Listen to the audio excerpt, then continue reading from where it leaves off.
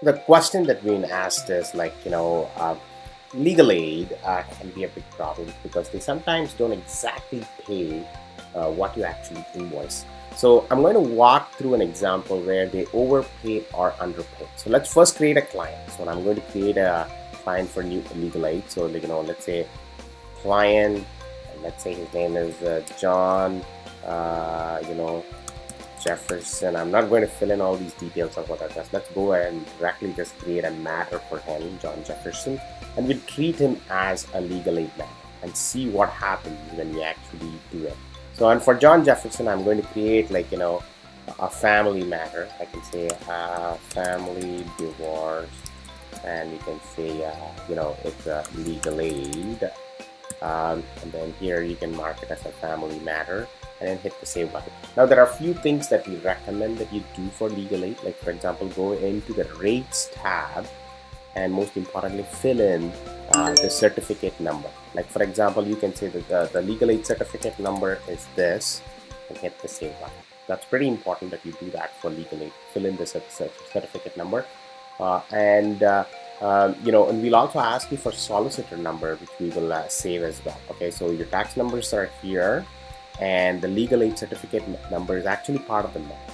So now I'm going to create a simple one line invoice. Let's say it was $100, right? And you hit save button. Actually legal aid actually even goes by time, so let's do a simple time based one. Let's say it's 1.0 for $100 and let's raise an invoice. So I'm going to raise an invoice and send it to legal aid. Now you don't have to actually raise an invoice, you can actually send a legal aid docket to them. This is like an invoice, so that way in ULaw you're not generating the invoice and you're actually saving yourself a hassle. Let's do this legal aid docket, and as you see here, certificate number automatically gets filled, solicitor number is there. You just have to fill in the client number, client ID and the client number, and you can hit the download button. Now the advantage of using the legal aid report instead of the invoice and sending it to legal aid is because this is a lot more compliant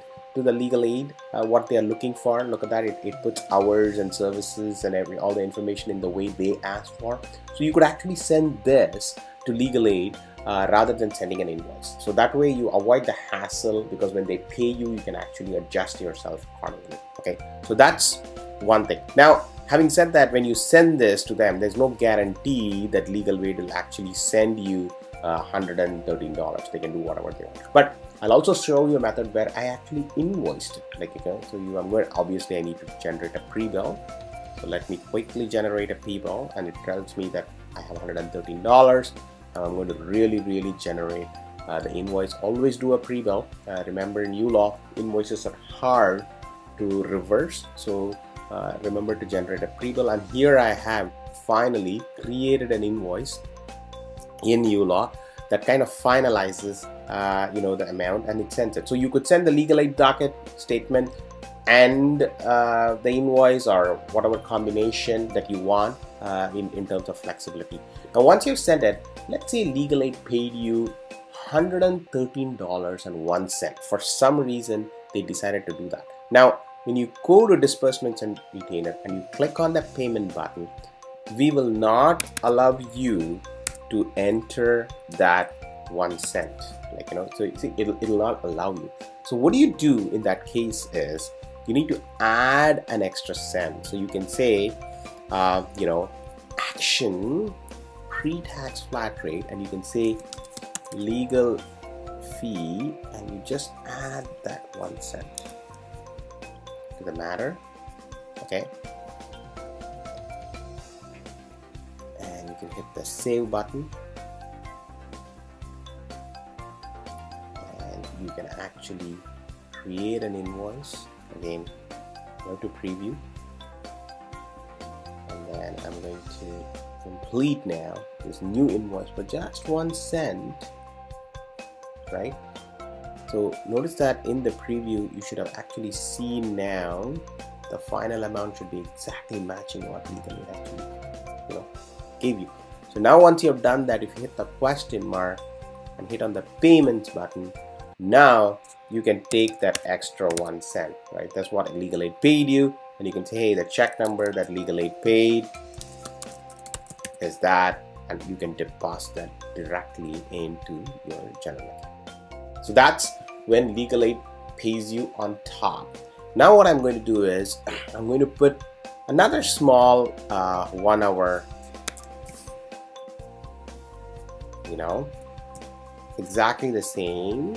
Okay, I'm going to create the invoice here as well. Now the legal aid is actually not going to pay me $113, but they're going to pay me 1 cent less, where they will pay me $129.99. And what do I do in that case? Okay, so let's do that scenario. So in that scenario, so now when I click on the question mark and take the payment, I have to pay $112.99, right? Like they pay like a cent less. And let's say the check is whatever, and this is there, and I apply my payment. When I do that, you'll see now the client actually owes you 1 cent. And what do you do to that?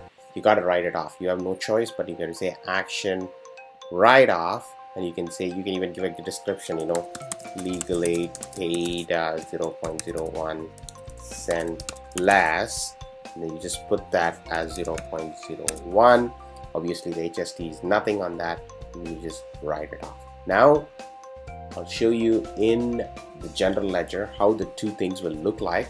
Clearly, first time you raised 113, legal aid paid you a cent more, so you had to raise another invoice for another 1 cent. I did that by using the pre-tax calculator, and I put the 1 cent in, and then the total owings was 113.01, and then you got it done. In the other case, legal aid paid you 1 cent less, and then you actually wrote it off by doing that. Now, a better way to do that is, if you can deal with legal aid just using legal aid reports, even before, because the invoice is not raised, before you actually apply the payment, you can adjust your time, by adding that 1 cent or whatever I told you accordingly, or applying the discount and then raising an invoice. You could do that. Okay, so there are two methods. If you want to do the invoice method, you can always use this video to continue to do that by offsetting a cent more or cent less by adding more invoice or discounting yourself. Or you could continue doing legal aid just by doing the legal aid report, and when you actually receive a check, that's when you actually raise an invoice for that period.